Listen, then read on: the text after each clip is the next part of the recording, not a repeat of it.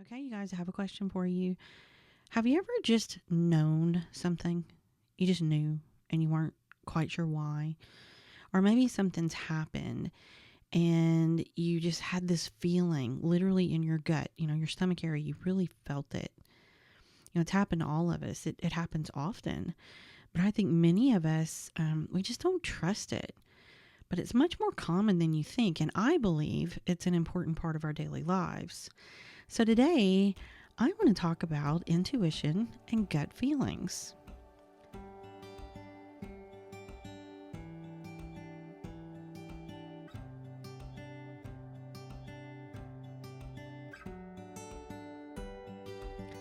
Welcome back to Soulful Wonderings, the space where we reflect, heal, and make sense of the invisible threads that connect our lives. I'm Heather, and today we're diving into intuition. Before we get started, if you enjoy our podcast, please be sure to give us a like and subscribe so that you will know when a new episode comes out. You can also find our socials and our website in the show notes, and we would love it if you would give us a follow. So let's get back to it. Intuition, it's bigger than most of us think. I swear my intuition or gut feelings, I'm not completely sure that it hasn't saved my life before, and I can find it in a variety of things in my life, a variety of situations, in fact, I feel like you could say that it's part of just about everything in my life, whether it's a situation, an event that's happening, or maybe a person that I kind of get, I get this feeling about. Okay, I have a few examples that I want to share with you guys. And when I started thinking about this, these were the ones that came up quickly. And that were just easy to share. But as I was getting into it, there were so many more that came up. So when I tell you, this happens all the time. It happens all the time. So when I tell you one from when I was in college, I went to school at Northwestern in Natchitoches. So it's a somewhat small town, and there wasn't a whole lot to do. The college was one of the biggest things about the town. Okay, I say that, and before anyone comes for me that knows about Natchitoches, they have a big Christmas light show every year. I'm not taking away from that. I'm just saying it is a small town, and the college is probably the biggest thing there. So when you're in school, there's just not a whole lot to do unless it's sort of related to the school. But there was this little bar that was actually near campus, and you could go and you could shoot pool, you could throw darts, you could have a beer. I've actually never really been a big drinker. I'm still not. I'd have a beer and just enjoy my time. It was a great place to hang out with your friends. There wasn't a lot of loud music and things like that. It was just a fun place to go and hang out. And it was something that we did often, and we really enjoyed it. And then frequently, literally right down the road, kind of in the next corner, there was this little kind of hole in the wall place called the Pickle Barrel. Y'all, they had the best burgers and fries I think I've ever had in my life. And the owner was just this super nice guy. And you felt like you were home. You were with your friends. You felt safe and all the things. So it was just a great time. And you could just relax and enjoy your evening. And we went there often. This was a frequent thing that we did. But there was one night that I was just uneasy all night. I was just off. Do you know what I mean? I know a lot of us use that word off, but I think everybody knows what you mean when you say that. Something was just not right. I was out of sorts. I was distracted. I couldn't relax. It wasn't fun. I wasn't in it. I wasn't present. So I felt like, what? I'm just going to go home. I'm just going to head home. Maybe I just don't feel good. Maybe there's something going on. So I went home and I continued to just sort of feel uneasy and out of sorts. And then my phone rang. And when it rang, I knew it was my dad. And here's the thing. When my mom was alive, we talked all the time. Multiple times a day, we talked. I think I've said this multiple times. My mom was essentially my best friend. So I would talk to her all day long just about different things that were happening. It was very normal. And I rarely talked to my dad on the phone. It just wasn't, that just wasn't the kind of conversations we had. He wasn't kind of a phone person. That just wasn't, and that wasn't our relationship. But when that phone rang, I knew it was him. In fact, when I picked it up, I almost answered it with, "Hey, Dad, what's up?" Because the truth is, I knew if Dad was calling, something was probably up. Now, I didn't have a total feeling of dread, I don't think, but I knew something was up, and I knew that. And so, of course, I pick up the phone, and it was my dad. And he was calling to tell me that my grandmother, my mom's mom, had passed away. So my mom was basically, understandably, very upset. And so he had been the one that called. But again, I knew something had been off all night. I just couldn't put my finger on it. And again, when I thought back on it, and as I was bringing the story back up, it's just so interesting to me how often this happens in my life, how often it still happens in my life. Just, of course, now I know a little bit more of what to do when it happens. So now fast forward a few years, and this was the point where my mom was sick. You know, she was really sick. We were reaching the end, and we all knew that. She had been in the hospital for quite a while. I think at the end she went in the hospital for something like 30 days, and we knew either she wasn't coming out or she was going to have to go into some kind of nursing home situation or something. We really were at that point. So I was home. My sister lived in the area. My brother had come in, and he decided to stay with my mom in the hospital that night. I think he probably knew that was probably one of the last times he would be able to do that. And he just really wanted to take that opportunity. Like I said, I was in from home. I lived in Baton Rouge at the time, and I was staying with my dad at, their place. And of course my sister had her own place. She was already married. And I remember the next morning when I woke up, I was repeating in my head, "You need to get ready." And not that normal voice, that kind of list of what we need to do. Do you know what I mean? Maybe only ADD people do that. But I often have this sort of running list going in my head, and I'm not even fully conscious of it, but it's like, okay, brush your teeth, put on your moisturizer, do skincare, okay, now makeup. And as I'm going through the makeup, I'm kind of like, okay, concealer, blush, whatever. And I'm kind of going through the steps. And then, okay, go get your clothes out, get dressed. And kind of often watching the clock, right? Because maybe you're getting ready for work or something like that. And you know what time you have to leave. So you're sort of back timing. Do you know what I mean? Like, that, okay, my makeup's going to take 15 minutes. My hair is going to take whatever. And you kind of know at what point you need to be during the morning so that you leave at the time you need to leave. Y'all know what I'm talking about, right? So this day, however, what was repeating in my head was, "You need to get ready. You need to get ready. You need to get ready." And the truth is, I didn't even notice that part until later. But not long after we got up, there was a knock at the door, and it was my sister. And I'm thinking, why did you just knock on the door? But I mean, I get it. It makes sense now. But, she was kind of out of sorts as well at that point, because my brother had called her to let her know that Mom had passed, and she was coming to tell us. So then it all kind of made sense, because in my head I knew I just needed to be ready. It wasn't going to be like the other days where we got up and we got ready and we had breakfast and we went to the hospital and went through that whole normal routine. This day was going to be different. And the knowing part of me just knew that I needed to get ready. So other times, the sense that you get is about people. I feel like I almost always read someone just really right away. And I've done that all my life. And again, until recently, didn't understand what I was doing. But usually for me, you kind of basically go one of three ways.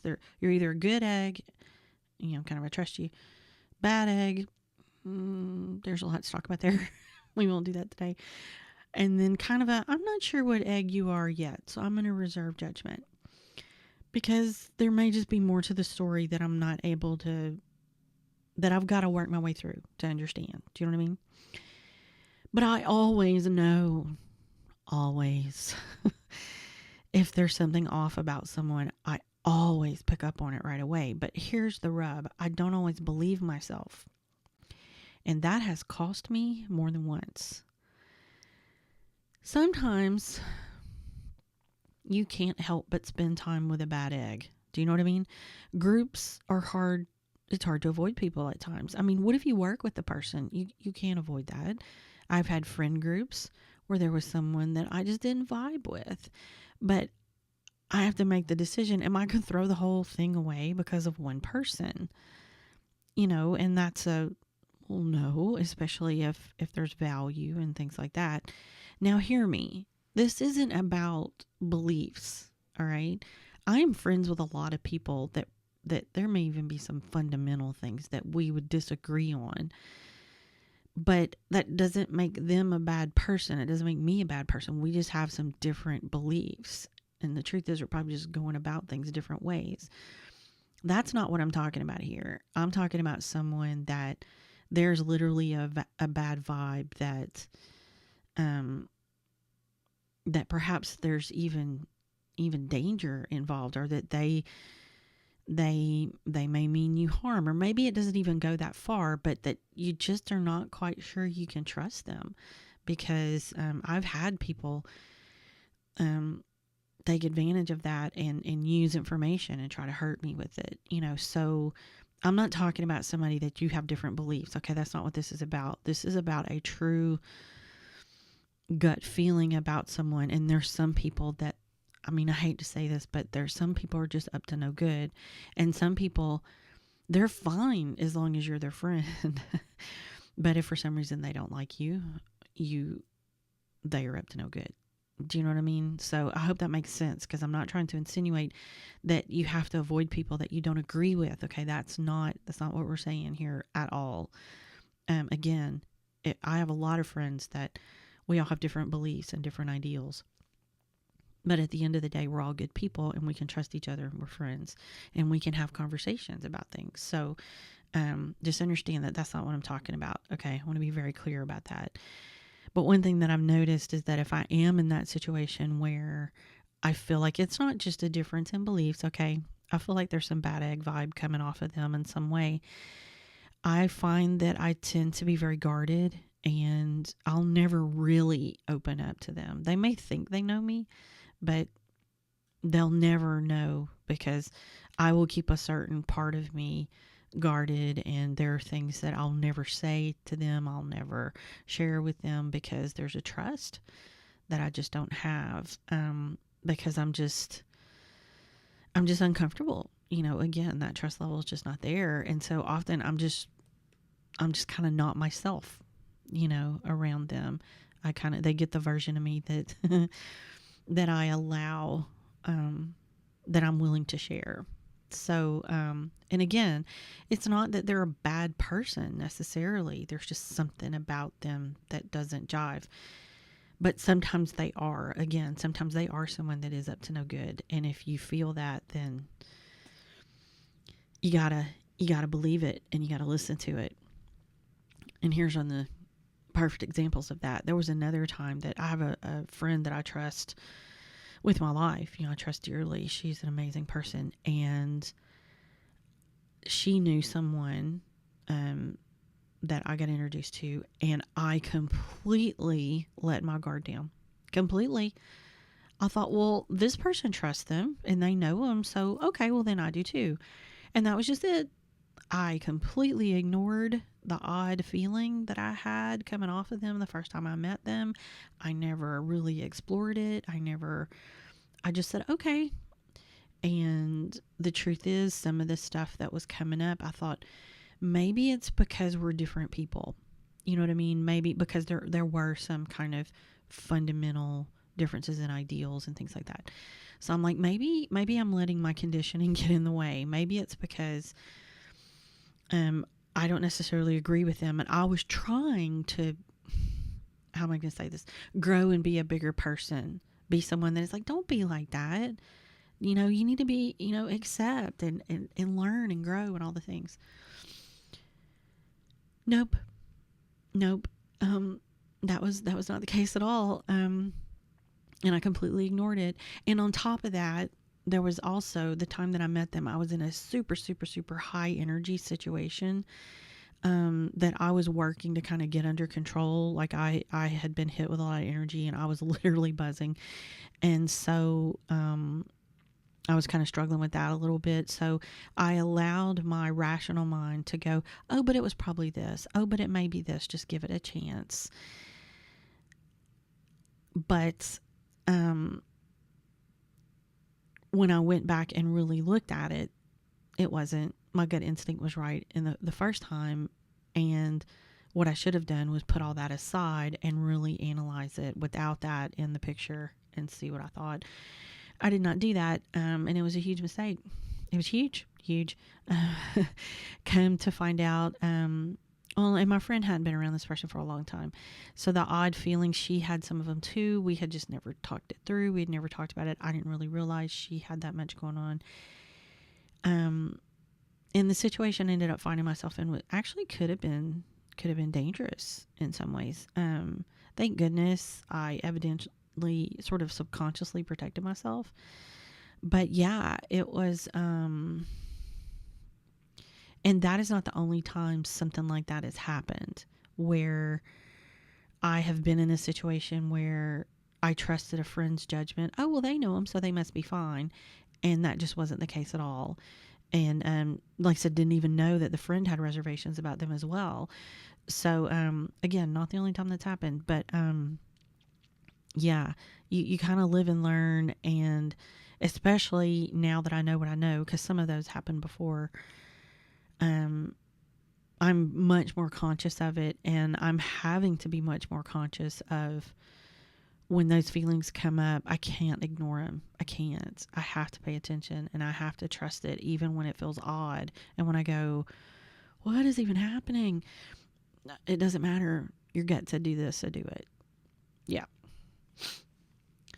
Okay, and so I have one more, and this one is very recent, and I was like, okay, creator, thanks for, I get it. I'm listening. And this is actually one of the reasons I wanted to do this episode, because I really wanted to share this. It's such, almost textbook of, okay, this is why you listen. So my husband and I were driving over to St. Francisville, which is a town over kind of north of Baton Rouge. Beautiful, kind of historic town. They have all these beautiful, beautiful homes and things over there. And I have a list. Okay, just to let y'all know, I am a photographer. I haven't talked about that too much, but I also do photography. And in fact, I have another website and whatnot where I sell the photography. But anyway, my point is I have a whole list of places that I want to go visit to take pictures. And one day I was just antsy. I wanted to go somewhere. Let's go to St. Francisville and take pictures. So there were a couple places that we chose that we were going to go, because there's a lot. So I narrowed it down. Let's do these two. We'll spend the day. We'll come home. And we used to live in Baton Rouge, so to go to St. Francisville was not a big deal. We did it. I mean, you went fairly. No, I'm not going to say all the time, but you went fairly frequently.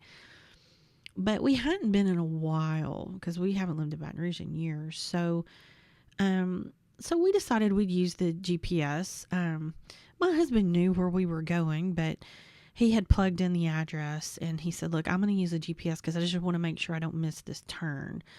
And a lot of that is because often when we're on a road trip like this, we're talking and visiting the whole time, and so it's easy to sort of get distracted and be like, oh, that was my turn. So, and he's like, it's just different if I can just follow the map. So that he had plugged it into the GPS, and when we turned, I remember thinking, I don't know that I've ever been down this road. And he said, yeah, it's taken us a different way. It's not bad. It's just we've never gone this way before. He said, but I mean, it's all the same. It's going to lead to the same place. I said, okay. So let me set the scene a little bit, all right? We had turned off of the main highway and we were on what I'm going to describe as a country road, all right? There's houses. They're kind of spaced out, but there's houses. I don't feel I'm in the complete middle of nowhere, but there's no businesses at all. And when I tell you at all, I mean for miles. There's no businesses. It's just all houses. So, and right now I'm all about, I want to visit cemeteries, right? I'm fascinated by some of the headstones and just kind of structures and I'm just fascinated by cemeteries right now. Maybe there's a history there that I'm trying to tell. I'm not completely sure, but I'm fascinated. And in fact, that's one of the places we were going to go in St. Francisville was a cemetery there. And I'll be sharing that on my sister's side. It's called Pretend Cajun, but I'll be sharing some of that soon. And because it's one of the oldest, I think in this area, and it's gorgeous. Anyway, so basically that's what I'm kind of into now. So I tend to sort of notice them everywhere.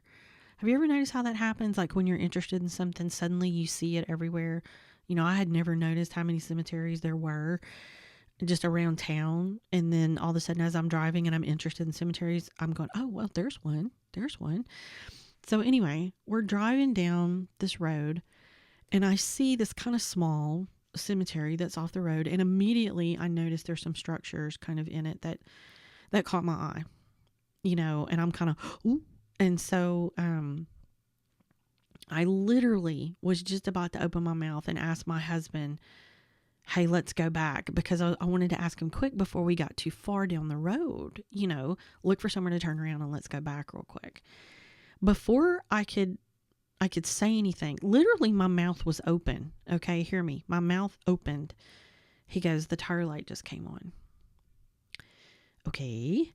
So for a little further context, the car we were in is still fairly new to us. It's a used car, but we haven't had it really that long. And this is probably, I think, the second time that we've really taken it anywhere out of town. So, and then add to that, again, we're on this country road with no businesses. So I pull up my phone and pull up the GPS to see if I can find, okay, where's the closest gas station? Like what's around? There's nothing, y'all. Nothing. For miles. There's nothing. There's not even a shoulder. There's nothing. Again, there's houses. Grant you that. But they may or may not be safe, right? So needless to say, my focus immediately went to the tire. And I admit I put the cemetery, kind of back in my file box in my brain as maybe we could just go there maybe on the way back once we figure all this out. This is providing we got this tire thing fixed. So we get to St. Francisville and we find a gas station. We check the tire. Look, the car is so new that we don't even have one of those little gauges where you can check your air. Like we have that in all our cars, but we haven't even really put all the things we need in the car yet.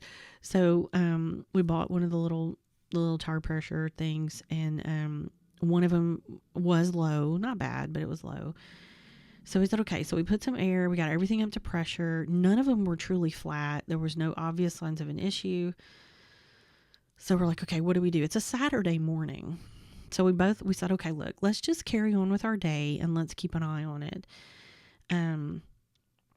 So as we went, we would check it and we would just kind of visually look at it. We would check the pressure with the little gauge and it was fine. After we put air in at that time, it was fine.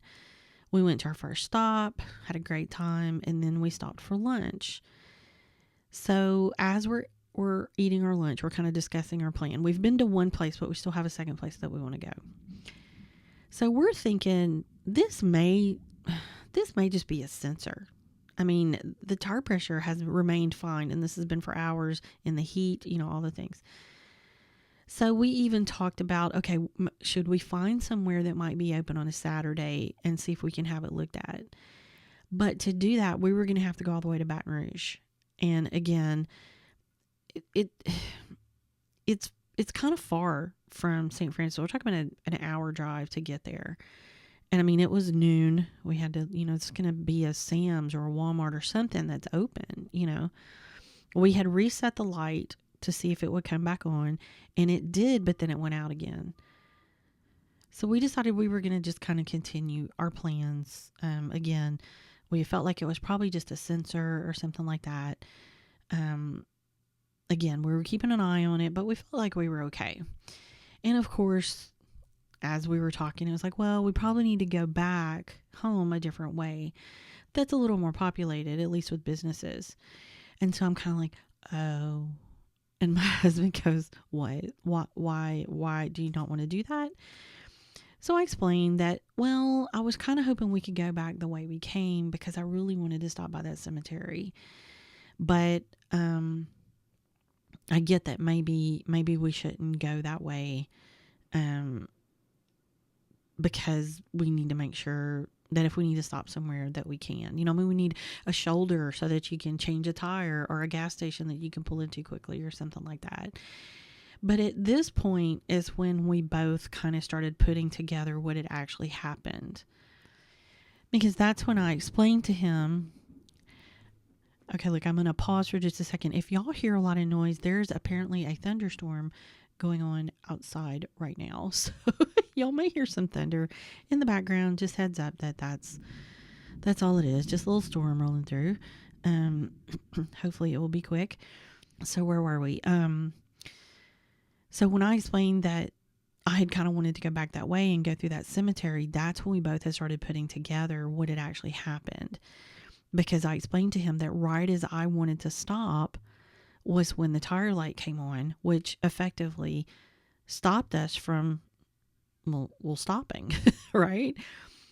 We both kind of went silent for a minute because it's like, had Creator actually stopped us from going to that cemetery? And of course, me being me, I'm immediately wondering, well, why? I mean, was it something cool? Like, why couldn't we go? But he goes, nope, we are not going today. That's what my husband said. He's like, we are not going back. That was a sign. How can you not? He's looking at me going, how can you not think that was a sign? And I'm like, well, of course it was a sign. And I know it was a sign, but I really wanted to go.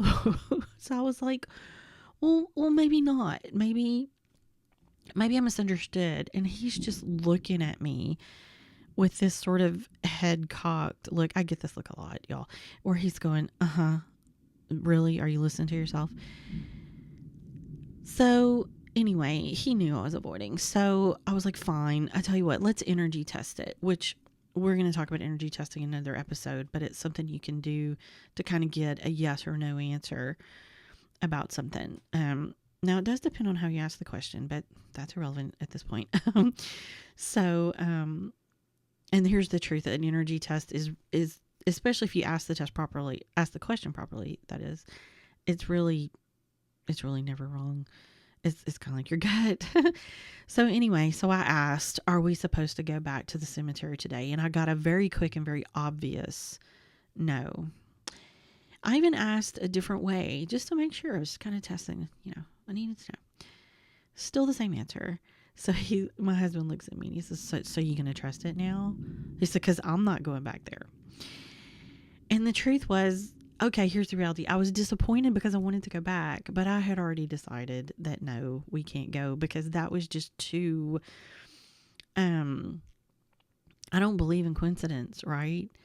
And before he and I had really even talked, I had started putting it together that light went off right as I was trying to ask. But I kind of wanted to see how he would react. I wanted to see what my husband would think. And it truly was further validation that I was indeed right, that it was not the day. It was not our day. And I don't know what the reason was. I don't know. There may be another time that going there works and that's okay. But what I know was that was not the day. And, okay, not to be dramatic, but there may have been something about that moment that us not stopping kept us safe. Maybe it was to make sure we were on a different road coming home. I saw other things on that road that we used to come home that I want to go back on another trip. Like I saw some stuff. Oh, let me write this down. I want to come back here. There were gas stations. There was a lot of populated area. So we were able to stop and check the tire a couple of times. So did my intuition save my life? Maybe not that time. Maybe it kept me safer.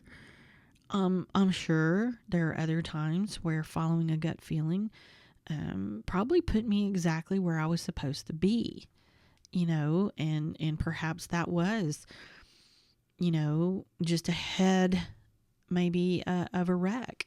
If I had left later, have not listened, I might have been caught up in a wreck or caught up in really bad traffic. But the fact that I left when I thought I should helped me get ahead of it. Do you know what I mean? I don't know that for sure, and there's really no way for me to know that. But it is interesting when you follow. Wow, that one was loud. When you follow a feeling and it comes back around, and you go, "Oh, that was the reason I did that. That was the reason that was supposed to happen." And that's happened for me before too. But I do believe that a lot of this can have a ripple effect, what do they call it? A butterfly effect? But what if my choice affects someone else's choice? What if we really all are in sync and it's all about the choices we make? And when that little nudge is saying, don't do that, or go ahead and do that, then it's putting you in a proper place so that someone else can follow their nudge. I really do believe it's all connected, and that's a whole bigger story or conversation, I guess. But I believe there's a ripple effect. Have you guys ever heard any of the stories after 9/11? I remember one in particular there were actually two that stuck out for me. But one was about a man that his phone rang right as he was walking out the door. And he made the choice to turn around and answer the phone, even though he knew it was going to make him late for work. And the fact that he was late for work was why he wasn't in the towers as he should have been. Maybe the person that was calling followed a nudge. But him deciding to stay was kind of following even a small nudge. You know what? Let me just go ahead and answer that phone. And answer that phone basically saved his life. So I believe that our instincts, that our gut feelings, that they matter. And maybe you don't want to go that far. Maybe you're going, okay, you're crazy. It's not really that connected. Or maybe you do believe that it's that connected, and this is a good reminder. But I believe that our gut feelings can really matter, and it can matter for a variety of reasons. And that could be about an event, about a situation, about a person. It can really be about anything in our lives. And like I said, these are just a few examples of things that have happened in my life, just a few that I could come up with quickly. So, yeah. How many times have you had this happen in your life? I would love for you to think about that and think about the times that you've had a gut instinct or you've just had this feeling about something and whether you followed it or you didn't follow it. And now the next episode, we're going to kind of get into what intuition and gut feelings and things really mean. And we're going to give you some ideas on how to strengthen your intuition. So I hope you'll join me then. And in the meantime, be good to yourself and to others. And we'll see you at the next episode.